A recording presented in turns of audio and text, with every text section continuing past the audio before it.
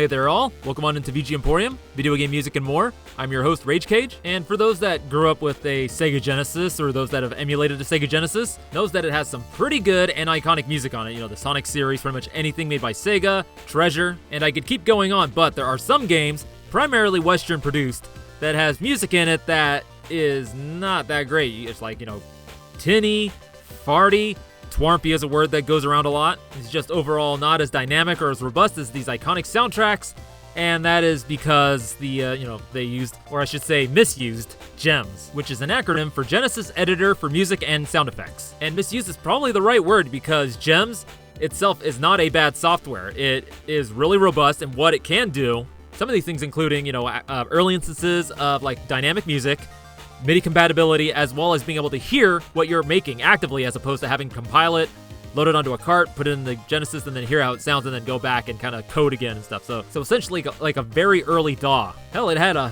bunch of preset patches that I believe were based off the general MIDI standard that you could use to kind of start with and then modify it as you wish, or even make your own patches. But unfortunately, back to that word misused, majority of people writing music in this software did not take advantage of a lot of what GEMS had to offer. You know, they were just writing music real quick for their game, picking whatever presets kind of sounded all right, and then just pushing it out there, and then you get games with soundtracks that just aren't that good. But I'm not going to torture you with those today. No, in fact, we're going to be focusing on tracks that sound really good from the GEMS engine, thus the name GEMS Jams. And you may notice that there's a 2 after that, which implies that there's a GEMS Jams 1, which was actually episode 3 of VG Emporium, which if you'd like some continuity, you can go check that one out and hear very early quality when I was recording in my living room, and and then come back to this one to see how much has or hasn't changed in my production and hosting style. Hey, and then more good jams as well. And now before we really get into this, I'd like to give a shout out to JLook, who shared with me a bunch of really good soundtracks that were made using the GEMS engine, which about a half of the tracks I'll be sharing today came from the ones that they shared with me. But that leaves a good number for potential GEMS Jams 3. And before we move on, I'd like to mention that the majority of the songs you'll be hearing were recorded directly from hardware using the Mega Blaster 2. So you're going to be getting that authentic crunch. So you notice I said majority, that's because 2 of the songs I couldn't find BGMs for. One of them being this opening song, being Season Tunes from Primetime NFL starring Deion Sanders, composed by Andy Armour, which if JLook hadn't sent this as one of their suggestions and then I didn't go and look at it like a thorough list of games made using the GEMS engine, I'd probably initially be like, no way, this sounds way too good. So this right here is a fine example of those presets used right. And yes, other than the percussion samples and possibly the PSG, all the FM sounds here are just the presets that come with GEMS, because I'll note here, none of the composers that use this software actually ever modified any of the patches or actually made their own patches from scratch. So keep that in mind when hearing these songs, because these same presets are used in those soundtracks that aren't that great and sound so devoid and hollow, and also very tinny, some would say. And yet, those same presets can be used to sound so big and full, which you could call woody. I don't know if that Monty Python joke landed. But yeah, really good use of the patches here. That really nice low kind of subby bass kind of going back and forth from left to right. And then the brass is allowed to really capture that sound of like what I remember from when my dad was watching NFL back in the 90s, just like that really big epic sound, and then that growly patch. Just really nice, kind of like allowed to kind of fade out and not too overbearing. And the PSG is a nice balance because some cases of these soundtracks made with using GEMS, the PSG is a little too loud and in your face. And don't get me wrong, I like PSG, but there's good PSG and then not so good PSG.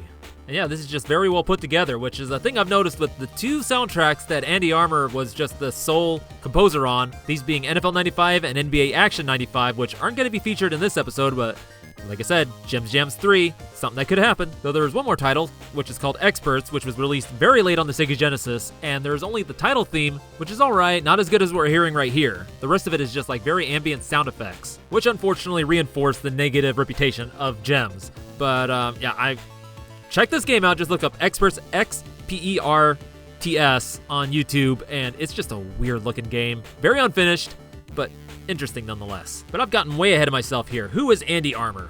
Well, he is a musician that has been active since the 1970s, playing with very different bands of different genres. In the 80s, he worked with a lot of big names such as Roberta Flack, Lenny Kravitz, and Carl Wilson of the Beach Boys. There's the Beach Boys again, 2 episodes in a row. Oh, hopefully this is not a beginning of a chain.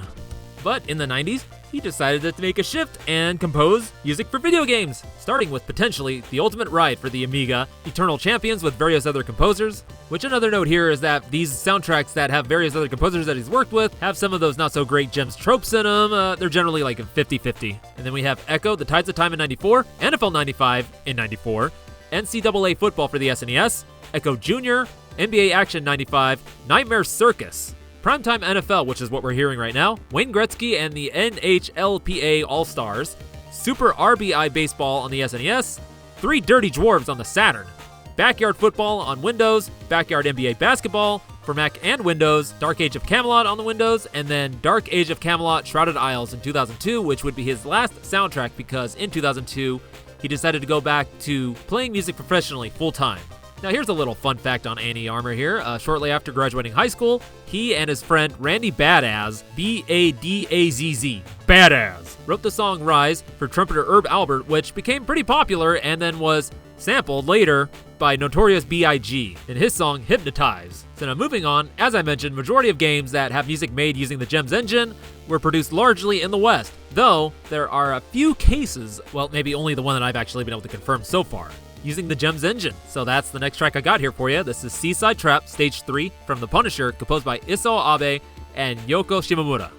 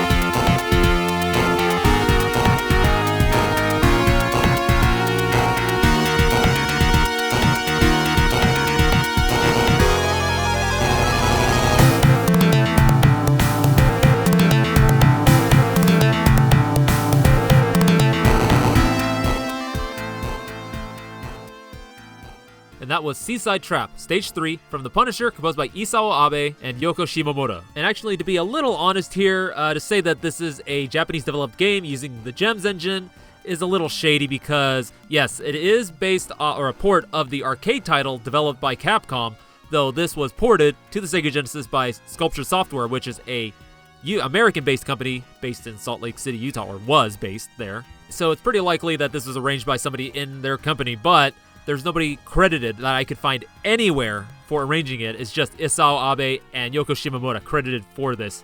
And, I would be pretty fooled because this is sounding pretty close to what it would sound like on the CPS-1 arcade board using the YM2151 because that lead, it sounds a lot like something that would be used in like Capcom's CPS-1 games, which leads me to believe that possibly there was some patch manipulation going on here. And possibly the same could be said for the toms, though I could confirm the bass, the kick, the hi-hat, and even that noisy, like that noise snare you're hearing in there, pure gems. But yeah, back to that lead, it could potentially be that when, Capcom sent the stuff over to Sculpture Software, whoever they had working on the music, they maybe sent them to like some instructions on how to make that patch sound to kind of make it sound like the arcade leads. I don't know. And it's doubly impressive because the arcade version was developed for the CPS2 board, which uses Q sound, so didn't have any reference for the FM stuff there, but, definitely hearing this, without the noise stuff going on, this could very well have been on a CPS1 arcade board. So, that's pretty dang impressive. So now here's something neat. I'm going to fade in the arcade version so you can kind of compare it to what you're hearing on the Sega Genesis version.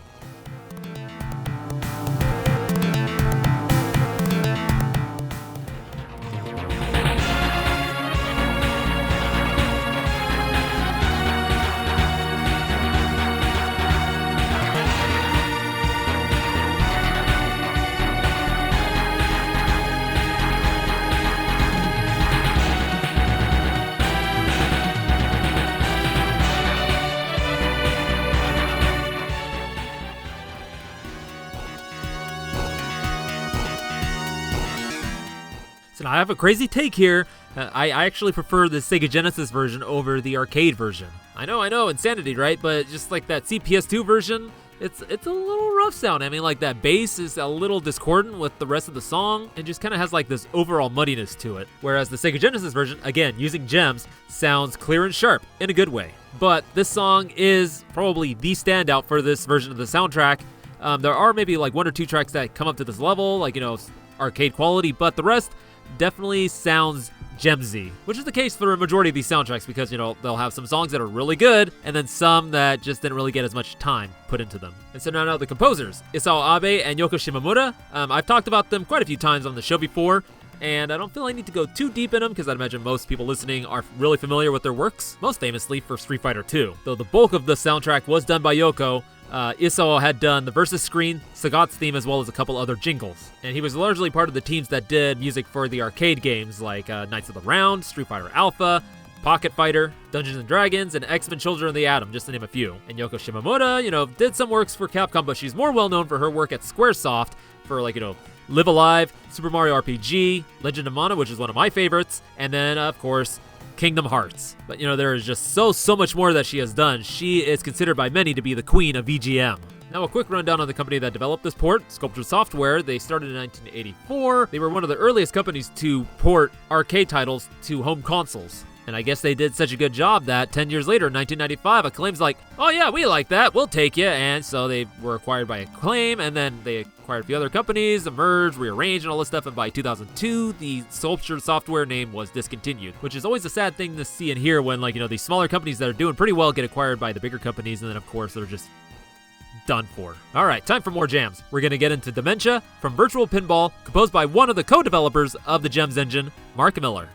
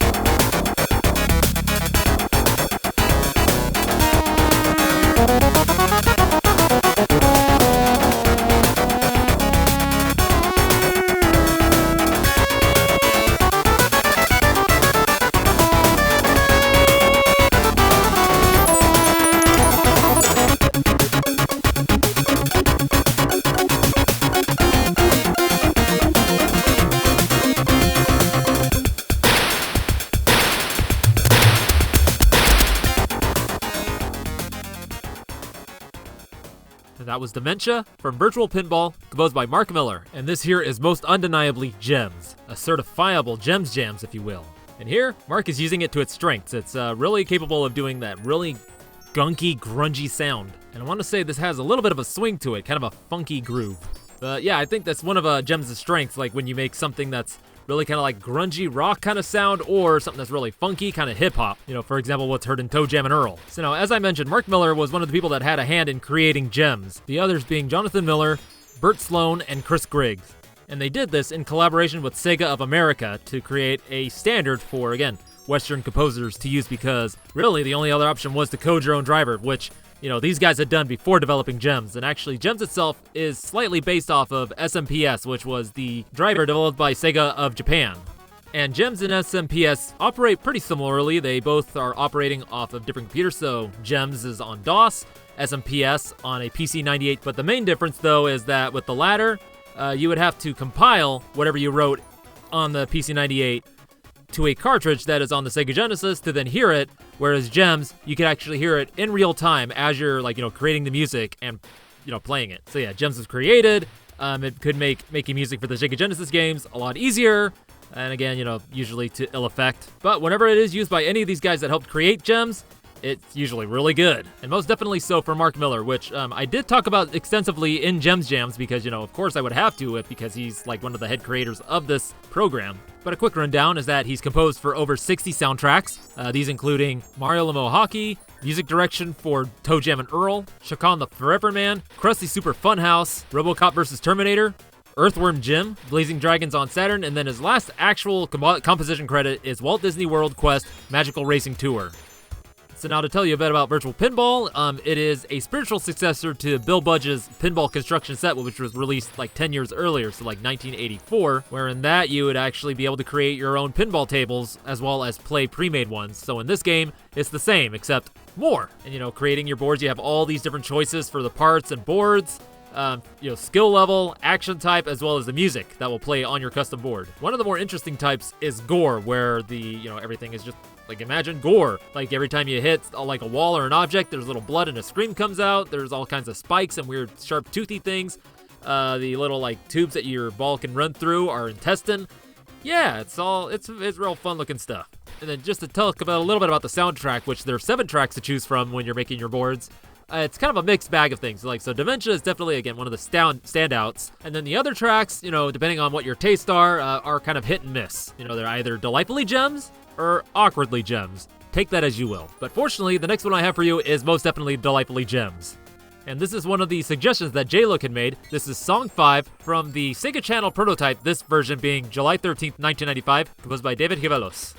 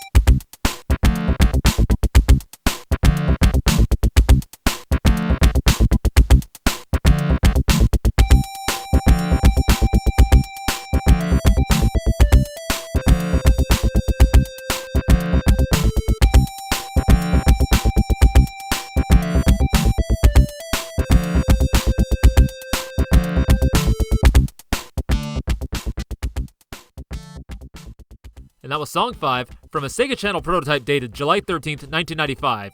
And it features unreleased game code, and this is composed by David Jevalos, or maybe it's Jevalos. But either way, this here is some pretty interesting stuff. So this song, as well as all the other songs that are within this particular prototype, were not released in any form on like the official Sega Channel cartridge. But he did have in hand in some of the music that made it onto the official Sega Channel release alongside John Baker. And this particular prototype that it's from, again, was not ever released in any official capacity. It was originally found on a Sega Saturn development disc, of all things. And as of right now, the only place you can hear this music that is on this prototype is on YouTube, which I'll be linking that in the show notes. It does not have a .vgm, surprisingly, even though, the prototype is on a .bin, which then could be run in an emulator, which then you could rip the VGMs from that emulator, most likely is blast them.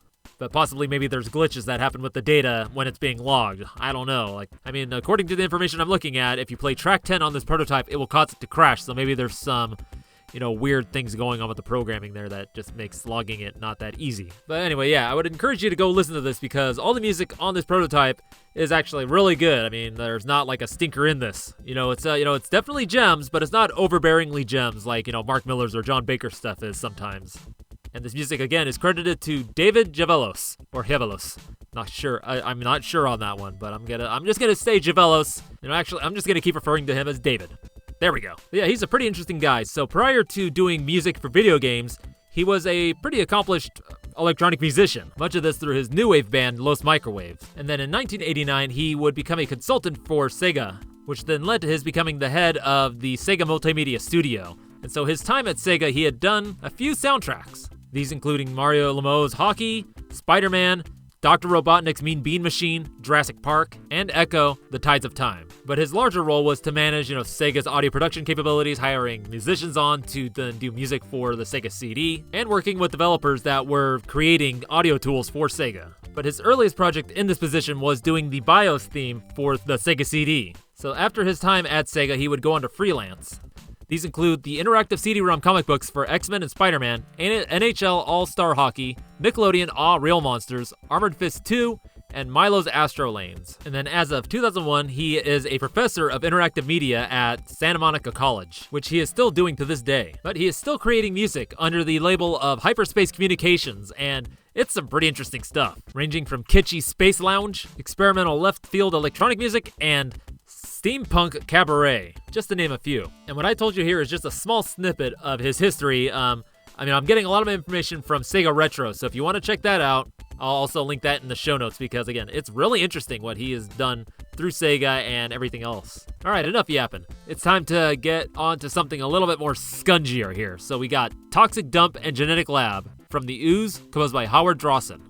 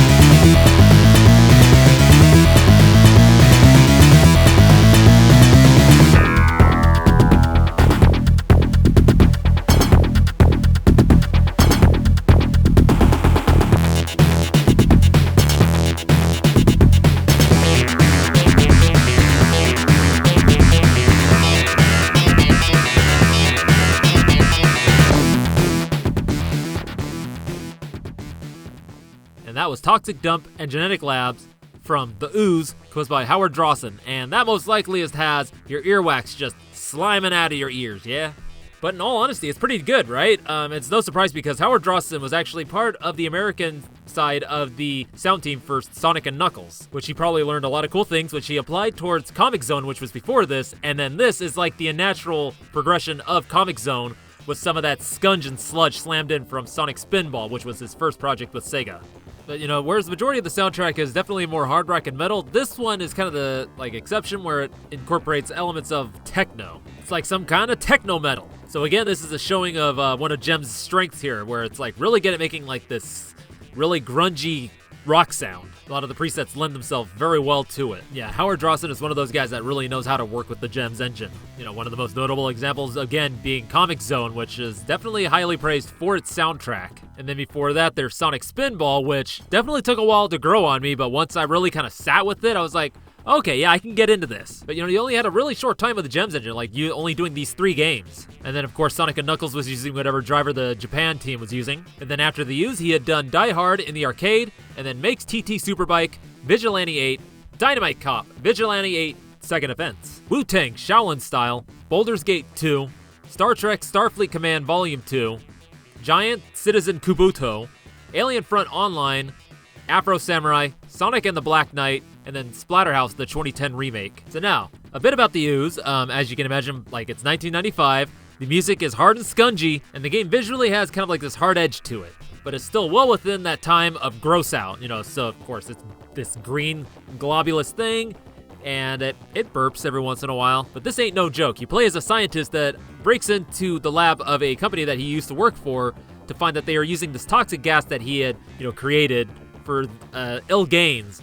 And so they discover him in there, so to dispose of him, they throw him into a vat of toxic waste, but instead of killing him, he turns into the Ooze, which is just this sentient, angry pile of ooze that has a skull face in the middle of it. So you gotta go and, you gotta kill these guys. And while doing so, you're fighting, their soldiers, melting them and stuff, and eating them, thus burping. But, the gross out here is really more towards the side of those really gross, crazy practical effect horror movies from the late 80s, early 90s. Not that extreme, but kind of gives you an idea. But now, getting into our next track, it is well out of the gross out and more towards the action side of things. It's actually based on an action movie. This is Rooftop from Demolition Man, composed by Nathan Grigg.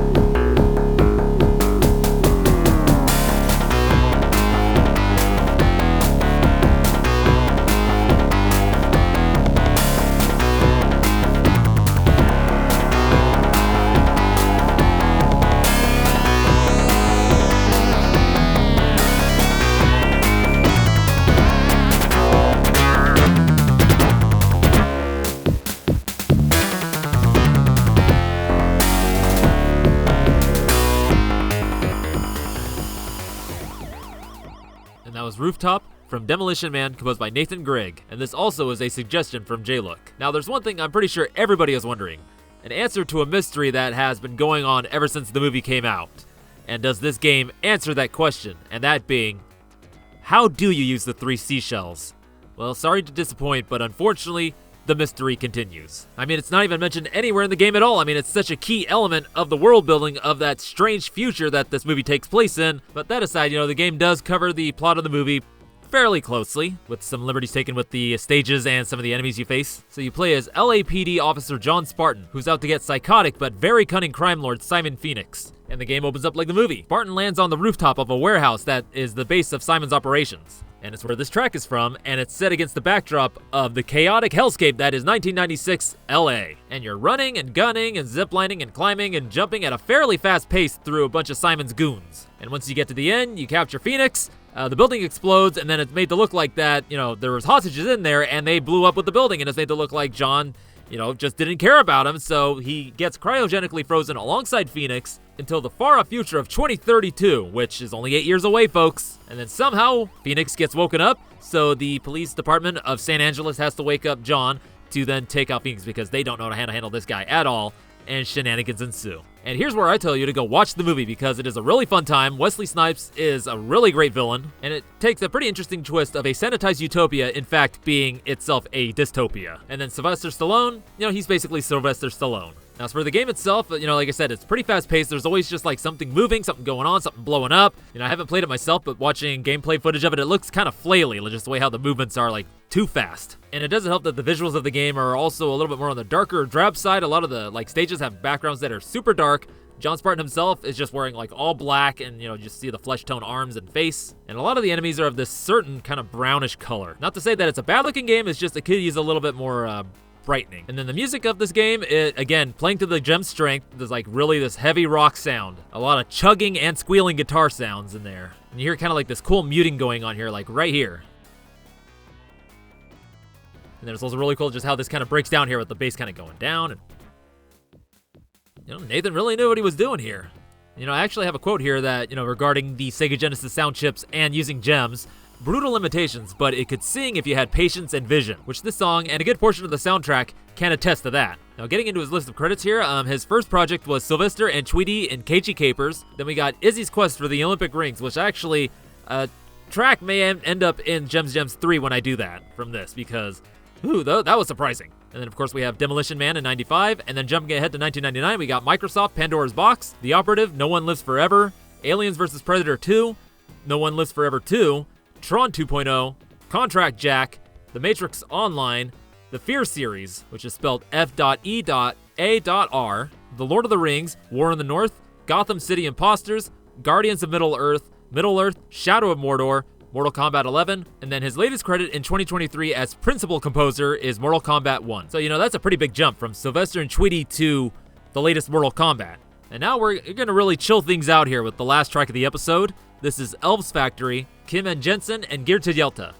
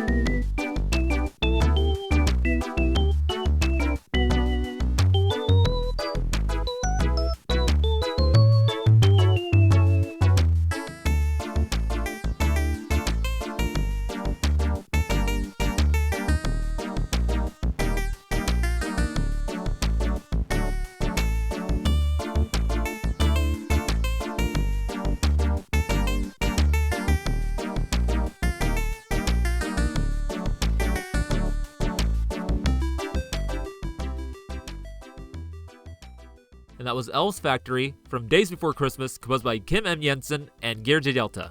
And the interesting thing about these two was that at the time of the, doing the soundtrack, they were heavily involved in the demo scene, and they still are, which, you probably wouldn't really be able to tell by majority of the music in this game, excepting maybe a couple tracks that have a little bit of that demo touch. And that in part might be due to the fact that, instead of being able to use the trackers, which they were used to, they had to, do the music in MIDI and then run it through gems. But in the end, alongside the patch choices, the soundtrack is really good. Good enough to have its own dedicated episode on pixelated audio. That'd be episode 71. Most likely it's because Brian, who is a co-host of the Impulse Project, which was a podcast which was focused around music from the demo scene, found, Gier Tjelta and Kim M. Jensen under the name Jason, and saw that they had done the soundtrack for this game and probably was like, oh, I want to talk about that. And it's a really good episode. I highly recommend you go check it out. And hey, another one you should check out is VG Emporium 104. A Jolly Fellow Is Here, where I actually featured a song from this game as well, where, I did do a little bit talking about it, as well as the Jolly Man himself. The main reason why I wanted to feature a track from this game again is because I wanted to talk about the composers, mostly Gier Tjelta, and my discovery of their music. But before we do that, let's get a little bit into Kim M. Jensen. Writing music on the Atari ST, eventually moving over to the Amiga. Working under the name Jason, he had been a member of a good number of crews, these including The Silence, Lemon, Fantasy Deadline, Crusaders, and Melon, providing music for the demos made by these crews. And as far as I could find, he had been active until about the mid-2000s, but during his time in the demo scene, as well as up until now, he has done music for video games. His first credit being Days Before Christmas, and then A Dinosaur's Tale, Samurai Showdown and Fatal Fury Special both on the Sega CD, Nightmare Circus, JSF, Project IGI, I'm Going In, Extreme Sports, IGI2 Covert Strike, Captain Sebleton, Time to Ride, Saddles and Stables, Battlestar Galactica Online, and that was in 2011, and then his latest credit in 2020 is Terror Squid. So, it could be quite possible that between that 10-year gap, he was still doing demo scene stuff as well as non-demo original music. And this brings us to Gier Tjelta, which, they got started in 1989 with the Commodore 64 writing SID tunes, and they're still doing it till now. I see one here from February 2021 for XS, Red and Blue, and it was a 16K intro. This info coming from DemoZoo. But they have worked in other formats, .mod, .xm, and .ahx, which is how I discovered him back in 2010 on Free Music Archive through an album called AHX to XS. And at this point, I had an idea of what the demo scene was, because the few years prior, I had, started discovering tracker music, but I had not run into this format before, the AHX, which apparently is just like a, SID, but with an extra channel. But I had run into something similar through .mod called Acid Jazzed Evening by Tempest. But yeah, the music in this album, AHX to XS, was really good, and this guy, Gier Tjelta, was really impressing me, so I kind of did, look for more of their music, did a bit of a deep dive into finding out what AHX was, and finding out that it was a tracker on the Amiga that basically added an extra channel to the SID chip, filling my head with some cool stuff that I kind of ended up using a little bit more than the stuff I was learning at a electronic music production course at the time. See, I would recommend you listen to Gier's and Kim's music. I'm pretty sure you can find a lot of their stuff either on Nectarine or Mod Archive. And there you have it. Gems Jams, number 2. More gems to jam 2. It's really cool, again, the Gems engine, most people associate with just really bad music, but if you really take the time to dive into the library of games that uses this engine for their soundtracks, you'll find, again, some gems amongst the gems? Yeah, that works. So I'd like to thank you all for coming into VG Emporium, and if this is your first time in, quite an introduction, huh? But hey, however you found and are listening to VG Emporium, you can also find it on Spotify, Apple Podcast, YouTube Music, as well as on Terra Player, which is a hub for all different kinds of video game related podcasts, as well as the main website, vgemporium.wordpress.com. And if you'd like to leave some feedback, suggestions, or even make a song request, which is we call a special order, you can join the Discord, which is linked in the show notes, or you can send it on over to vgemporium@gmail.com. And then I'd like to thank JLook again for suggesting a lot of these soundtracks, as well as giving me a little backlog to pull from for a future Gems episode, or any other episode, such as possibly a grab bag, which next week it might have to be because I am, kind of doing this last minute and I don't know what I'm going to do. So why don't you come on in next week and find out what it is? It's going to be a fun time.